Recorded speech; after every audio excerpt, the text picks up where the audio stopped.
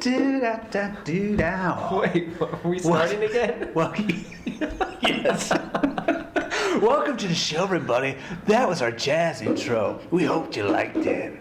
I'm still doing the Macho Man Randy Savage voice in a slower. Oh yeah, and this is your other host, Rod. Welcome, Rod. Rod, hot and strong Chesterfield. Ooh, hot and strong. How's everybody's week been? Our week has been cool and calm. Nothing weird has happened. We didn't just make 10 hiccups of completely weird, unusable stuff, did we, Rod? I think, I don't think you can use any. We're just trying to build suspense. So let's get into... Stay tuned. Yeah, stay tuned. What were they talking about? I don't know. Let's see. What happened this week? Nonsense. I just want to start with saying thank you, Barack Obama, for making me look like a complete asshole one day after you made your interview with Vox. I called you out last week for not saying anything about the corruption in government, and then on Monday you said I'd support an amendment to get campaign finance reform fixed. So he went out there and said Monday, let's do it. And, you know, what do you think that you're actually going to do? Are they actually going to get out there and pass a bill? You really think he's going to do it? Oh, I don't think so. No. But it's good he's saying it, paying us some lip service. Yeah. So what we need, though, I'm just going to reiterate, we need people to get involved and get, talking, at least, person to person about the issues of the day, like what we're trying to do here. What do you think, Rod? I think we should just keep choking down some whiskey until this show gets a little more entertaining. Yeah, probably. No, I think you're right. I think it's good to at least talk about these things, and at least he brought it up. I call bullshit that he's going to actually get anything done, especially if you have Republican House and Senate. Like, I don't know if they're going to necessarily support it or not. Are you saying the Republicans are more bought out than the Democrats? I mean, I think it's all just a bunch of fucking shell games, so it's easy for Barack to say whatever he wants because he knows. I was trying to get a gotcha moment here on the show, but Danny's too smart for that because he's smarter than most of the people I want to rant against right now, because I want to start off this week with a rant. You want to start off with a rant? I want to start off with a rant already. We need to up the energy, and I need to I'm going to wet my whistle. Hold on, just everybody. That wasn't a shot. Oh, God. All right. So all of you talk show hosts in central Pennsylvania, all of you from the conservative markets, because that's all we get here. By the way, that's a problem, central Pennsylvania. You should at least have another voice. Maybe we should start an AM station. How hard is that? Maybe that's where this begins. Maybe this is where it begins. But we need people to like, share, subscribe for that to happen, right? Maybe? Whiskey and Wi-Fi. Whiskey and Wi-Fi. We'll start swearing less if we're on the AM radio because they'll make us. Oh, then fuck that. Exactly. That's why we're here. But my point in my rant was going, today I was listening to it, just, talk radio, just to see what was going on and what people were being fed. And they were screwing up the net neutrality thing so bad that I just got furious and wanted to scream and chuck my head through my windshield. So they were saying that they were blaming on Obama what they're trying to do with net neutrality. And what's happening is the big cable companies like Verizon, Time Warner, Comcast are trying to limit access to the internet by controlling the speeds on which people can... On certain websites. So they could say... They can dial back the speed. Go ahead, Dan. You can explain it better. They could say, Netflix, we'd rather people watch cable television, so we're going to cut your bandwidth in half unless you pay us 4 times as much money. Basically like that. Like, you have to pay for faster service, or they could just say, fuck you, we're going to give you slower service. I mean... And the little guys get hedged out by this because they can't pay the big money, but yet they still should have that freedom of speech, and I'm pretty sure we both think that the internet is the last resource for just unabandoned free speech where any message can get out there, whether it's good or bad, we'll determine. But the message that was being spun today that I didn't like was they were blaming Obama and they were supporting the companies that would benefit from this practice, saying that Obama's trying to control the message by trying to curb these big companies from expressing themselves freely. And I think it's completely the other way around. I'm like, hey, buddy, no. The real people trying to curb the message are the big cable companies that are trying to buy out the market and control, what's being fed to us. I don't know if I expressed that well. I feel like I expressed it better earlier. No, I think I understood your point loud and clear. I feel as though, and that's a shame. I think that's a travesty because I think you're pulling on people's heartstrings and. Well, it's just that they were getting a flip-flop for me. It's like. This is a subject I think both parties agree on, and by making it divisive and making it a scapegoat, saying, "Oh, this is Obama trying to control what you hear on the internet," and then you think it's a Democrat problem. Like, no, this is one of those things where I think people should come together, like you and I, because I think most sensible people on the left and the right think, "Oh, this is a bad idea. We want the internet to be hands off," right? Yeah, I don't even understand how they bill right now. I understand if they want companies that are requiring more bandwidth, like maybe if someone needs more, if there's more people coming to their website, maybe you need to pay more because you're taking up more traffic. Like, I would understand that, but I don't think that's what they're trying to do, right? They're just trying to limit, basically, or raise the cost, raise the barriers of entry to get the biggest amount of speed, the highest speed, right? To get the best. They are trying to limit, and you make people pay more at the best speed. But in doing Is so, there more to it? There must be more to it. there must be more to it. And the point you made is actually maybe a good point that I was not pointing out earlier. But I think the thing is, there's also an argument to be made that this medium should almost be left alone, because it is just so vital to our common discourse right now. Because all of our media is owned by like the same 5 companies. It's Disney, A lot of it. So Time they control Warner, the filter. yeah, CBS or Viacom, ABC, Disney, Comcast, Universal, and it's really bad. And it's one of those things that will maybe bring us to conspiracy corner later. God, I'm really trying to keep it together, guys. But maybe conspiracy corner we'll talk about. back to smooth jazz. Who's controlling our messages? We'll be right back after this message from Kenny G. Drink Canadian Club. I'm Kenny. What's his name? I'm Kenny G. And I'm Kenny G. I got big This is things what I to sound say like about now. my saxophone. I Ridiculous. think he's really popular in Asia. Oh, he's a talented artist. Why wouldn't he be? Yeah. So, what about those death You camps? just cut that out. Wait, we don't edit the show. I didn't cut anything out right there.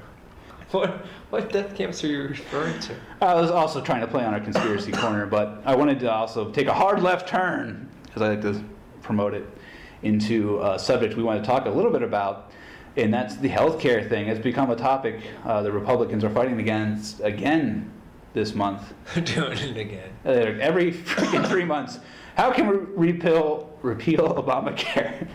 This whiskey thing is really affecting my enunciation, I have to say. I don't think it's the whiskey. I think you just get intimidated when you're around me. Dear. When you look me in the eyes, again, You get very nervous. Rodney, Look you in my don't deep use that blue voice eyes. around me, all right? Deep blue baby Just don't blue use eyes. that voice around me. I mean, my almond brown eyes. Oh, man. I'm just not going to make that joke. We'll just cut that. I was going to go somewhere weird. Very strange. I'm uncomfortable. Yeah, so when are you guys just going to get over it? I don't think it's getting over it. I think it's let's actually fix the problem here. We talked about this a little before.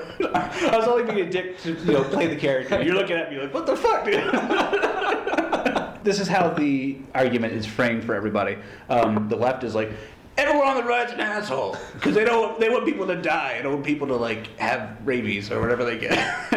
They want poor people to fucking just die in the streets. Right, and the right says, The right says this is too expensive. well, that's the reasonable right, but some of the right that I hear is like, they want death they're gonna tax us, and well, that's kind of true. But there's some weird stuff coming from the right. My point is, Oh yeah, I'm trying to reframe the argument for people so we can start from a new starting point. So what's wrong with you, Rodney? There's so many things that are wrong with me. So where do I begin on that? Okay, so where do you begin? Are you going back to healthcare? We're going back to healthcare. Let's go with the issue of costs. What do you see as the most foreboding part of it? If I can start you there. If you don't want to start there, I don't want to put you on the spot. No, let's just go with it. All right. What I think is wrong with the whole problem is that we frame it in the way that it's what's wrong with healthcare. It's a healthcare debate. We don't have a healthcare problem. I really don't feel like we do. We have a health problem. And we keep shielding it and framing it that we don't have enough resources, we don't have enough money to fix the problem. The problem is people aren't fucking taking care of themselves. People aren't being held accountable to make better life decisions so that our healthcare costs would come down naturally because we wouldn't have to spend as much. That's the real problem. That's the real crux of the issue. But no one wants to say that because, you know what? People don't like being told they're fat asses and they're lazy and they're making poor choices and they don't know how to take care of themselves even when they're adults. But that's really what's going on. And if we would be real about it and say, let's get fucking healthy, America, we would have a lot of money to spend on all the incurable things or the things that's just bad luck. Rodney, stop! Sorry. You're crushing my feelings. I just went on my rant. No, it was a good rant. I was making the just argument went- that I'm fat and You lazy. just want to be a dick. I'm fat and lazy, Danny. You're not even close to the problem of like the people I'm even talking about. No, but I will agree with you though. We have bad health problems that are a lot Health problems. environmentally shaped. And I did read something in my research this week that shows people with health. They did a study in Oregon where people who got health insurance through the healthcare program, and they compared it to people who didn't have health insurance. Right. And they found that both of them had the same rate of health. It's like they were both, like healthcare wasn't working properly, and people were being unhealthy to begin with. And there's some kind of weird thing going on where it's like you can still get health insurance but be really unhealthy because of the way you live. Right. So maybe that's not the problem. Maybe that's something we should think more deeply about. I mean, don't you think there should be costs associated with making terrible choices? So just subsidizing it and subsidizing people to continue to make bad choices, isn't that a problem? And then a misallocation of wealth because you look at how many resources we're dedicating to healthcare. I mean, look at how much of our budget is spent now on healthcare. And is that a good thing? Is that a good trend? And it's like, no, you don't. You want people to be healthy. That's the problem. Is let's focus on getting people healthier, and healthcare is a solution for after people are sick. But people don't have to get sick. And let's actually get people healthier. And then spend that money on things like schools and things like that, not fucking treating curable diseases. There is a good argument for that, and I give it to you. But I get mad at the people who, let me point this out. People get mad, probably not you because you're more sensible, that Michelle Obama's out there trying to get kids healthy. I hear them complaining on the radio. Maybe I should stop listening to the radio completely, those talk shows. Maybe you should too if you're out there listening to both of them. But they get mad at Michelle Obama for trying to get kids healthy and fit 60 and all that kind of stuff. They're like, oh, they're trying to get our kids to eat this junk by the government. And I think it's good for the government to have a health policy where it's like, we should be healthier a little bit. I mean, not force people into it, but they should at least encourage it, right? Or offer incentives maybe for it. I mean, and some of the new health care policies in Obamacare and actually in just health wellness programs, I think this is something that's a trend that's started because lots of companies, I think, are starting to have health initiatives where they do reward you for making better decisions, for not smoking, for joining a gym and actually having some sort of proof that you're doing some physical activity, making those good choices, which that's really good. That's a start. That's positive. What you just said is a fact that I was overlooking because it happened in my health insurance change because I've changed over to Obamacare. Wait, did you just admit that I actually said a fact? Yeah, you said a fact because I agreed upon it, and I was like, oh. No, if I didn't agree upon it, I would have said it was real. I think most of the things I say are usually complete bullshit. That's what I'm saying. If you're saying, well, I can verify it because my health care plan gives you. It's a good thing because I don't incentives usually fact check like you do. So most of the stuff I say is usually wrong, probably. So yeah, they offer incentives for not smoking and going to the gym. I've seen that in my program, and I just wanted to say that I've always been on independent health care because of I used to work for a company who didn't provide it. Whatever, not a big deal. I got my own, and I've had my own. So I've shifted over to Obamacare lately just because I actually got a benefit from it. So I'm one of the people who's benefiting from it. Don't boo me or hiss me. I'm like, oh, it's a program. I'll take advantage of it. And when you talk about incentives, I know in Europe or in England, they offer nice incentives for doctors who get their treatments down, and not just providing the quantity of health care, but the quality of health care. There's statistics proving, this many people got better because they were served by a good doctor. And their healthcare system provides those incentives, where this healthcare system, without it, it gives the incentives to the profit makers. Like, oh, we want you to push these pills or push this treatment, and there's that evil voice in the doctor's head. And not that all doctors would do it anyway, because most doctors have the Hippocratic oath in their mind. They all have it. But they still get that push, like, this will just make me more money if I give them more treatment or more drugs or have them come back to me how many times over again. Well, that's what I think is funny about the whole idea of having, thinking about just trying to get costs down, is thinking about like, oh, you hear single payer system, that's the way to go, that's the way to do it. Woo! And sometimes I find it interesting because in a lot of the countries that are using those systems, when you look at the population of people, they're healthier. And it's automatically associated that, oh, they're healthier because they have a better healthcare system. And I would refute that. I would say, no, they're healthier because they have a healthier culture, society. Because of the fact I said earlier, you just proved that, I think. Because they did that study where people who were uninsured and insured were still just the same unhealthy. So that's actually a good point now that you say that. Right, which I think it shows more of a cultural problem here, that's the reason we have these costs and these inflated healthcare problems, right? It's because we're not taking care of ourselves the way we should be. So, but people naturally associate, because they have a single payer system, that's the reason they're healthier. And it's like, no, that's not the reason they're healthier. And who's to say that their model wouldn't even be run more cost effectively if they actually allowed competition and they also had a healthier population of people? If people automatically assume, they're healthier, they're taken care of better, and their costs are lower, it's like, yeah, and imagine if there's actually competition that would drive those costs down even lower and spur even more innovation in terms of how to take care of people. Because the one thing that I have a problem with the single payer system is that the people that usually make that argument, they vilify the public sector in terms of how they make money and how businesses grow, and they hate monopolies, which I also don't like monopolies. I think that you need to have competition. So why do you think giving all of the control to one entity is going to allow the most innovation and competition and price discovery where you're actually going to get lower prices? Because in most industries, when you compare private sector prices and you compare prices that the government pays, in a lot of cases, the government actually pays higher prices. I mean, I wanted to break in there, but I'll let you finish because you were touching on, it was good things. I didn't want to cut you off because I actually agree, we do need competition. That is something I feel like people need to realize. Some on the fringe left, it's like, some of these competition ideas and free market ideas are actually good. It's not all government solves everything. But you talk about having all these decisions made by one entity, like the government per se, which does seem bad, and I kind of see where it could go bad.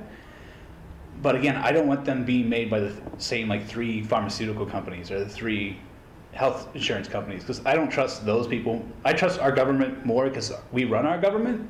Well, so I'd rather control it through the vote. Well, where's a lot of? I'm sorry, I should have cut you off. No, I mean, that's pretty much done. I would rather control it through the vote rather than have some 3 corporate entities take over our healthcare system. Well, you look at that and you look at then where's the money coming from that's funding a lot of those, and a lot of it gets funded through Medicare. Look at that money. See, I feel like this touches what we were talking about last week. We both agree on the economics of it, but we're both scared of an enemy that really turns out to be the same thing. Well, I think most people want the same thing. They want people to get healthier, happier, and the world to be a better place. I think most people agree about those. We want the same things. We disagree with how to get there. Right, which is perfectly fine to do. Which is why we need to sit down and talk about it. Right, and have a drink. Danielle, what do you think? You work in the healthcare industry. This is our first guest, Danielle. Welcome, Danielle. Welcome, Danielle. I just invented that song for you right now. Wow, that's I hope you're flattered. I am. She's like, stop looking at me. You're scaring me. Wow, this is really funny. Yeah. So, welcome to the studio, Rodney Chesterfield and Derek, Cash Money Millionaire. Welcome you. Thank you. Tell us a little bit about your background, if you would. Well, my background is in social work. I'm a licensed clinical social worker. You sound like you did not drink enough whiskey. Oh, no shit, I just got off of work. I was driving a car. Just walked in the door. Well, that's awesome. How about you take a drink? But I work with kids. You work with kids. In what capacity?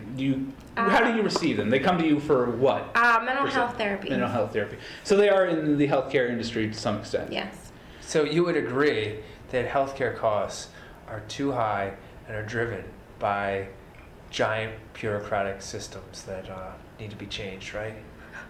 I'm just fucking with you. You don't get it there. Everyone needs love and attention. Everybody has hope, and we should pay for their hope, right, Danielle? I don't know. Here comes a sensible answer, by the way.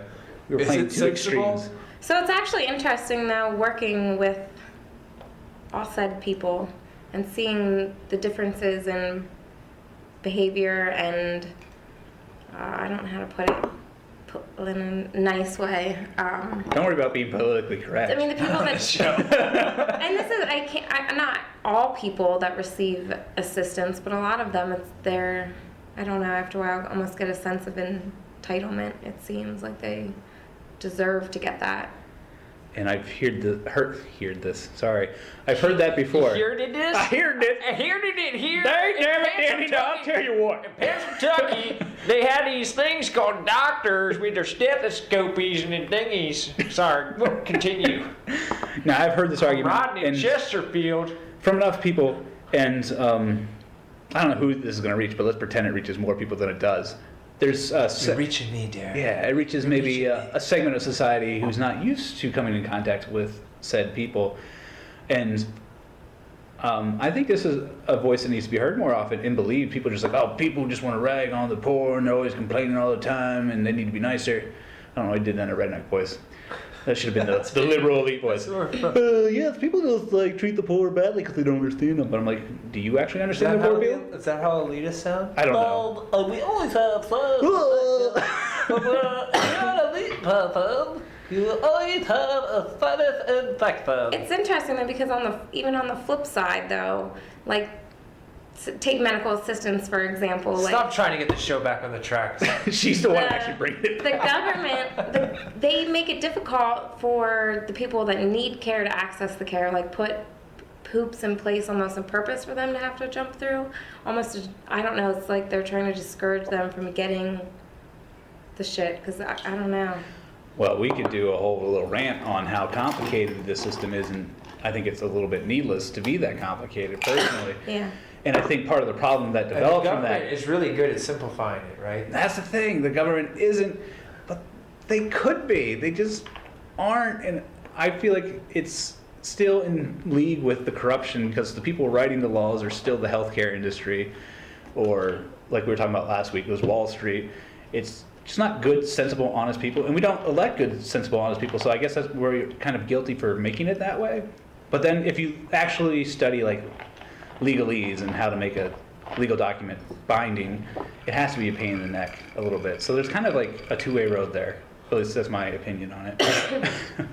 Yeah, I mean, I definitely agree with you to the point where lobbyists for big pharmaceutical companies, big insurance companies, even, I'm speaking out of turn here, but I would assume that there's interest in doctors and nurses' jobs also with healthcare expanding, right? That means there's more positions available. That seems like a good thing. Well, to a degree, but then you think about it, it's kind of a catch-22. If people are getting healthier, you still require less of those people, right? If you really think if we're getting healthier, you want those people to be there as long as we need them, but in the long run, you actually want us to require less of that. But when you think about that, then you think if there's less of those jobs, then GDP is actually shrinking.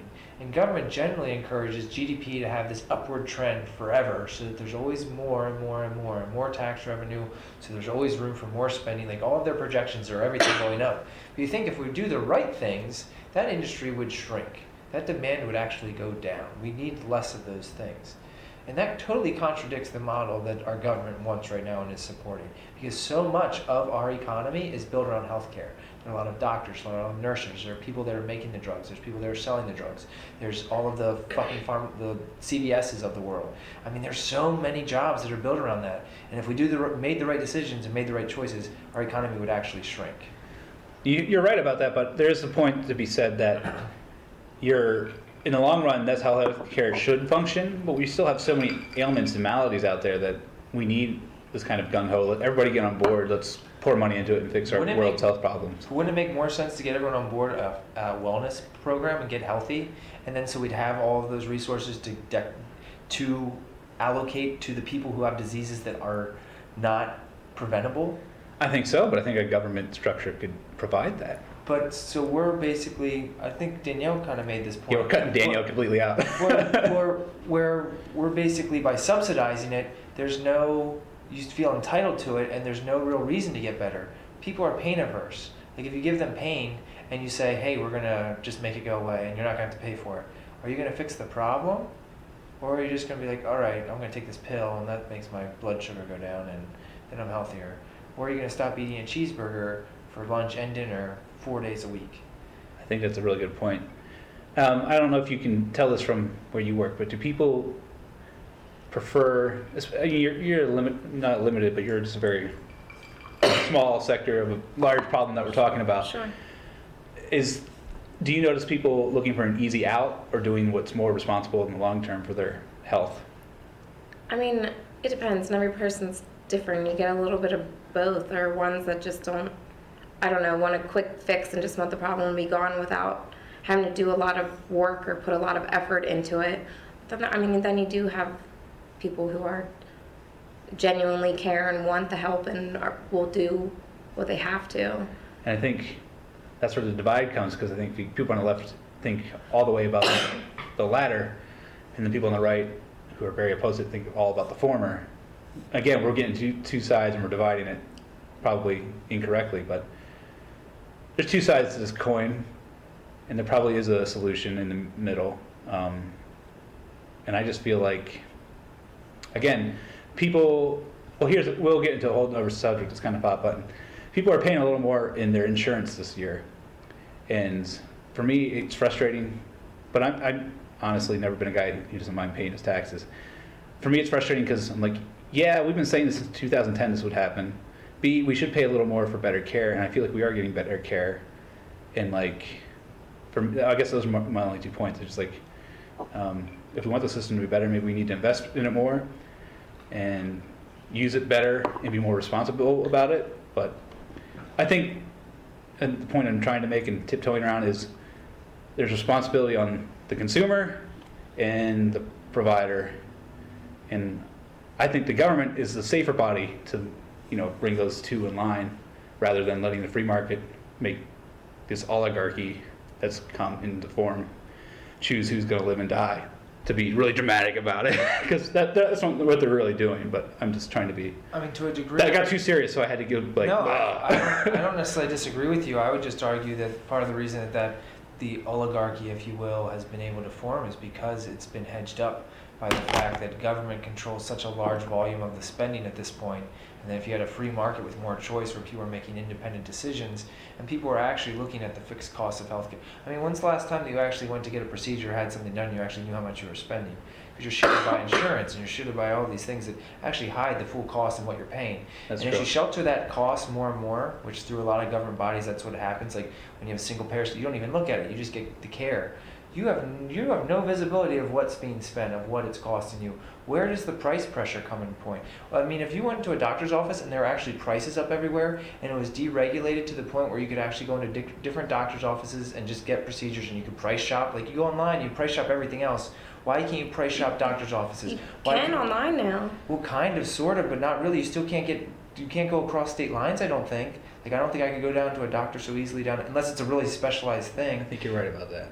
But still, like, do you go into a doctor's office and just see, you can go online now and see just the prices? They set up the marketplaces as part of the ACA. But you can see, like, a gallbladder, to get a gallbladder removed here, like, I mean, that's costs what this I much. thought. I haven't checked myself, but that's what I thought. It's in the healthcare plans. They try to make it as simple for people to That would be digest. great. I would definitely support that if they made it more visible. It's on the internet, and I guess for the older population, that might not be as accessible as it is for our younger generation. But when I was shopping for my healthcare options, it shows you a better breakdown than I thought I was getting before Obamacare came in place. Like, these operations will cost this much, and you'll have to pay this much. That's for picking the plans? Well, picking the plan. So it's probably not every. I'm talking about going to the medical facilities Yeah. themselves. And I'm not talking about even the I plan think you and could. the I think they let you like almost search like for different providers or different procedures, like depending on how you want to define your search, and then it'll. But you're still picking a plan, right?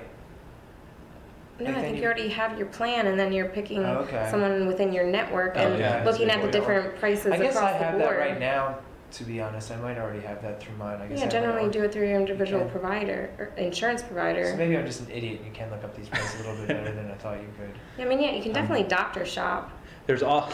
I wouldn't make a joke because we're getting serious, but it just reminded me of Dr. Nick from The Simpsons. It's like, yeah, come get your heart transplants for $299.95. That's like what I feel like when he passes billboards for LASIK surgery. It's Oh like my God. special on LASIK surgery. Or LASIK. LASIK. LASIK. LASIK, LASIK.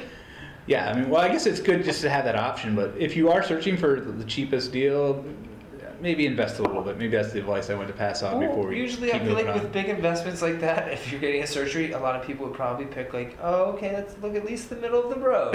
Yeah, let's get up above that lower tier. But Yeah. I do want to say that there is part of me that has that cold-blooded feel. It's like if you were eating cheeseburgers and drinking whiskey, I mean, if you were me, for 40 years of your life, and you needed a triple bypass that cost $100,000, it would kind of irritate me to have to pay for it. Shouldn't you have to pay for that? If you're going to abuse your body, shouldn't you have been saving up? Okay, and while doing this, I've been accruing enough money to pay for my triple bypass because I know that's what's coming. It's very cold-hearted, but there is part of me that hears that and I'm just like, yeah, that just makes sense because you shouldn't live like that and expect everyone, because then everybody would do it, right? Well, that's what I think we're seeing in this country. I mean, that's why people are living so unhealthily. Like the cultural norms that we're like just kind of polishing the turd rather than being very blunt and saying, like, It's crazy how many fucking fat kids there are at school. Thank you, Danielle. like, you know what would be cool? Elaborate for us. Dude, it's just like so many little fat fucking kids running around. Well, not really running around because they're so fat, but They should be running They're around. sitting around Yeah. looking at their touch screen. They come to you and be like, we're just going to run for a half hour. How about that? it's just yeah, it's definitely weird to see how many of them there are, and even just like what they want and like to eat, because they can almost eat whatever the fuck they want. Wait, can you tell us about the cafeteria food? Well, what this is options at the are? middle school level. You can have pizza every day if you want, French fries every day if you want, ice cream every day if you want. This is bad. Chips, cookies, all Soda? that shit. No soda. No soda? No soda. No, Chocolate actually, milk. I lied. They do have some like carbonated fizzy drink. It's not Is it beer? It's soda, beer. They have but- beer Yeah. all the time. carbonated juice. Beer. Party juice, yeah. It's a mixed drink or a beer. Yeah. I mean, School Rum and got a Coke. lot cooler, kid dad. if you put some vodka Teachers in are a lot it, happier because the kids are just asleep because they're so drunk. Oh, that's. But even at the elementary school, they don't have that many choices. They do have some choices, not like that. But even I don't know. It's getting. The younger they are, the fatter they're getting. That's not a good trend. I'm laughing just because you put it so eloquently. You're not wrong. It's just you said it so well. It's so easy. This is a whole nother show, but it's so easy to be fat these days because the food is so cheap and it's so bad for you. That's a whole nother. The food industry, Food Inc. Watch that at least. There's a lot of them out there. That plays a part into where all this is. But like I said, that's a whole nother show. Well, all this goes back to people being accountable for the decisions they're making. I feel like we're trying to nerf the fucking world. We're like, oh look, fucking Americans can't take having all of these fucking terrible food options for them. So let's provide them with a healthcare system that just protects them from making unhealthy decisions. Or like we were talking about it before, where it's like vote with your dollar. You can support these big corporations and keep spending money, like with these snack food companies, or you could say, I'm going to buy local organic food and support the local farmer. But people don't want to do that. They want the easy way out. They want the simple, quick solution. Now, I just want to say there are some issues I think that are good about the healthcare bill so far. I like large employers offering coverage to full-time workers. No annual or lifetime limits on healthcare. That's kind of cool. It's definitely good that this also helps people that have You know, ailments and they've serious got punted stuff. off on insurance. Yeah, that wasn't cool. If you're paying into something, and it's kind of like life insurance, you pay into it. You're probably not going to die before it turns up, Yeah, it doesn't. and you're supposed to benefit from it if you do. But when you used to have health insurance, you're paying just in case something terrible happens, but it probably isn't going to happen to you, and then they would bump you off. That was terrible. I mean, not everyone. Some would. That's true. But the fact that you can get coverage even if you have an ailment already. Yeah, It's like, I have lung cancer. No one will insure me. Now you have an option. That's definitely good. I like that you can't be denied coverage for pre-existing conditions. That's what I was talking about, yeah. But yeah, I was thinking of a different thing, but I guess this is a little differently. But it makes me wonder. It does make me wonder from an economic standpoint. I'm like, how do we pay for that? Well, that was the point I was trying to make earlier, where if we didn't waste all this money on the preventable things, and we could spend more money on things like that you can't, a curveball, it's just, oh, this sucks. You get leukemia. Congratulations. That we could spend the money on those cases and not on the fucking 68-pound 2-year-old that's been eating Twinkies every day, all day. That's already diabetic. Sorry. You know those little fat babies they show in Maury, so that's what schools are filled with these days? The best episodes ever. They show like fattest baby ever, and it's just like, how old is that baby? It's 1 year old, and it's just like, it's like a Stay Puft Marshmallow Man that looks like it's allergic to bee stings and got covered with bee stings. Just like, I don't know why I'm laughing so much. That's cruel. Hey, we can go back to the media. Media feeds you that junk and you eat it right up. Mom just The food industry feeds you that junk and you eat it right up. Oh yeah. What are we getting fed, America? Oh yeah, I love What are they going to butter. feed us? I love to eat butter. Danielle, we haven't let you speak enough. Is there anything you want to add? I don't know. What's your favorite fast food? Burger King. No, like the She food said it itself. The food itself? Which item? What's your favorite? I don't know. French fries? French fries. What about you, Derek? Do you have a favorite sandwich or a favorite thing? Everything. Or the milkshake. I like it in milkshakes too. I'm a burger guy. I like meat. I can't deny it. Even though it's terrible for you and it's like, oh, this is like poison, you shouldn't eat it. Every once in a while, I do just crave fast food. Like, I'm like, oh, let's get some, or some other bad for you food. It's just. I think it's addictive. I can't Yeah. prove it. Actually, I was talking about this There's today with evidence that someone. supports it is addictive. Yeah, I believe so as well. You sound like you were going somewhere. Oh no, just tonight. So I have this group on Thursdays, and we eat dinner there with the kids and families. And usually it's like fucking shitty junk food, like pizza. Tonight we had Chinese. We've had fried chicken the past 2 weeks. Chinese, nice. But Changing it up. American Chinese. yeah, so, I mean, yeah, whatever. The healthy choice. Throwing in some variety, but it's all like makes you feel pretty shitty. And my coworker mentioned, she's like, yeah, I've been like craving like shitty food all the time lately, and I never do. She's like, I couldn't figure out why. And tonight I was like, oh, like another unhealthy thing. She's like, that's it. She's like, we've just been eating unhealthy shit every Thursday. It just comes back around. I don't know if it's an additive they put in the food. I don't want to go that far, but I just want to say like, oh, maybe it's a mental thing. It's just like, well, this was good. Like it hits off the trigger. It's like ding, ding, ding. This made me feel good, and you go back for it because I'm gonna feel good again. Which is what kind of addiction is really, because the endorphins that are released when you drink alcohol, if you're an alcohol addict, that's what you get addicted to. The lack of. I think there are actually studies that support that they you can have some of the same triggers and responses from food that you do from lots of substance abuse, from different drugs like heroin and really strong substances, and also like the flora in your gut changes based on your diet. And I think there are more cells like in your gut and living in your gut than there are in the rest of your body. Like there's a lot going on in your stomach, and that controls your immune system, it controls your digestive system. And I believe that I have a problem eating gluten because I'm a big. You can make fun of me. I'm cool with it. I don't know. Even though I'm drinking whiskey, which is kind of funny. Is that gluten? Yeah, I mean some Oh, have it's more wheat, than more than others, but it's more if I eat a lot of doughy things that problem. Anyways. But there's a thing called grain brain, where if you've been eating lots of gluten, they think it actually has a neurological effect on your brain, and you actually crave more of it. And they think it might be based on, I think, the flora in your gut kind of like telling you, like, we want more of that. Because if you change your diet, some of that stuff will die out, and you'll poop it out, and other stuff will grow that likes eating whatever you start ingesting. So I think there's a lot to that.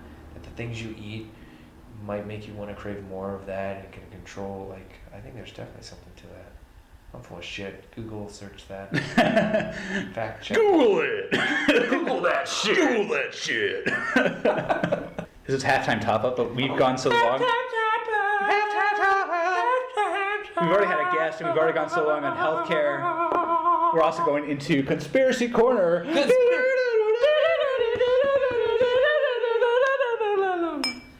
Death camps. Camps, murder camps, murder boner. Danielle, if Obamacare passes and it keeps getting messed with, is the government going to decide who lives and dies? I certainly hope not. That wasn't a definite answer. She's like, maybe that could happen. Is that what you think? I mean, not I'm necessarily. not trying to put you on the spot. No. I want to hear someone talk other than I. No, I mean, Or I don't me. really Derek's think like, I'm that, but I fucking do sick. think our government's fucked up and does fucked up things. There you go. In a sense, does our government already kind of control who lives and dies, or state entities? I mean, think about what we're doing overseas is spinning this, turning a corner here. A hard right. Hard left, since our leader is taking us there. Okay. This is a conspiracy corner. You keep going. Oh no, wait, what conspiracies do we have? We're Is talking this about the camps? death panel things. I said death camps, but they're mildly related. But I meant, because since we're talking about healthcare, people are worried. I'm sorry. People are worried that someone's going to be deciding who lives and dies eventually. You know what? I think we need to just grow the fuck up. I really do, because you look at how much we spend when we're old, when people are older and they're towards the end of their life. And it's like, oh my gosh, you may be 78 years old. You've outlived most of the people that have ever been here before by a substantial amount. Oh, you're sick. Like, don't you have to bow? It's easy for me to say, but it's like bow out gracefully. And so I don't call it death camps. Roddy's going to be the head of the death camps. Well, no, but seriously, there has to come a point in time where I think we should be a lot more comfortable with it at a much younger age, and I feel like I am to a degree because I've lost a lot of close friends at a young age, which is kind of weird and strange. But Not good. well, no, but I mean, death is a real thing, and everyone has to be more comfortable with it. And I think it's this thing that everyone is so scared of that even when you're facing it as an elderly person, we throw so much money and resources at possibly sustaining someone's life for a very short time. And you're like, so how do you put a cost on it? How do you put a cost on minutes, hours, days, years of someone's life? Like, how do you put a cost on life? And who are you to tell someone they can't spend that money? But I think when you're spending someone else's money, and it's government money, and at times, stuff I've read make it sound like we're going into debt and spending money we don't even have on these things. Like, I'm sorry, when you're at a certain point, I think you just need to bow out gracefully.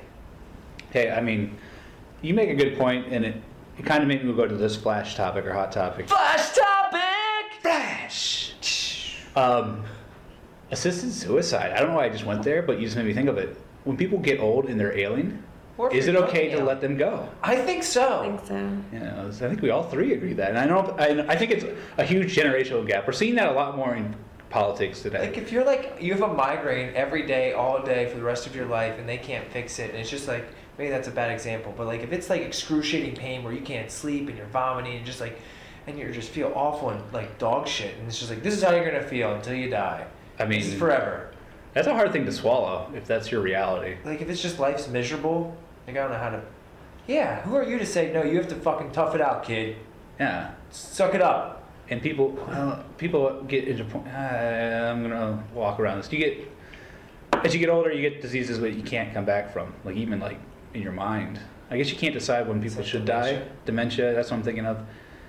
I don't want to put anybody down or anything like that, but it's still one of those things of like. You can have a will though that says when you That's get true. to that, you want to go. That's the thing. It's like, how do we get around? That's such a weird thing to think about. Because you can make that conscious And we all don't decision. want to make those decisions for another person, which is a human and good feeling to have. But at the same time, imagine being that person. Like, is that good? Or maybe we don't know. That's the hard part about I it. don't know, but I really feel that there's an afterlife, so I'm not as scared of like what's gonna happen. Not that when I'm faced with it, I'm not gonna be pissing my pants like, oh fuck, here it comes, like, oh, here we go. I hope there definitely is something after this, and it's not the hell that I don't believe in.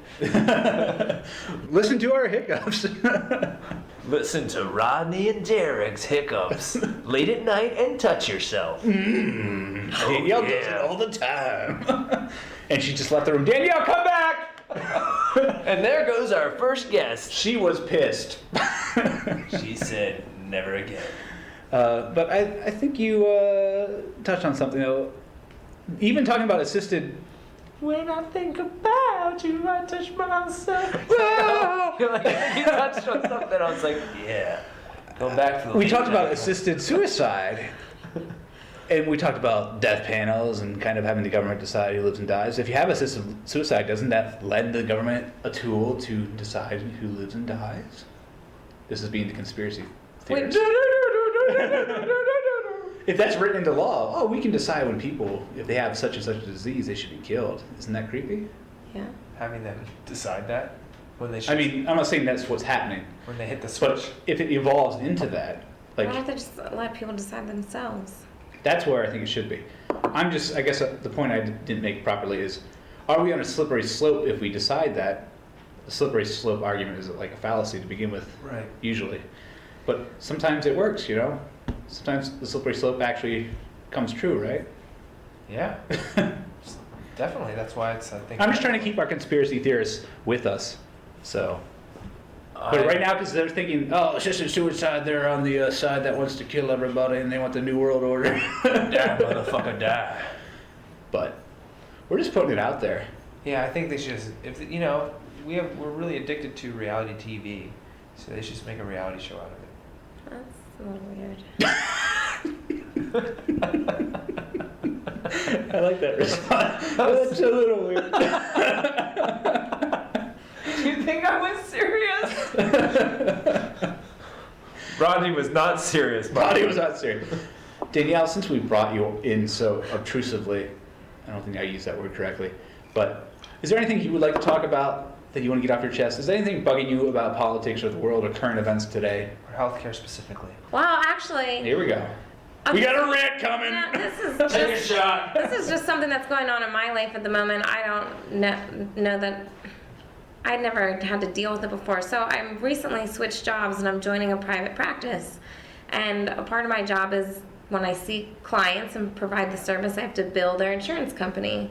So part of that is you have to be credentialed with these insurance companies. And so before, my other jobs, like somebody always did that for me and it was taken care of, which wasn't a problem me doing it this time. But so when I joined this new place, I had to add that place as another group or whatever and give the insurance companies all of this place's information.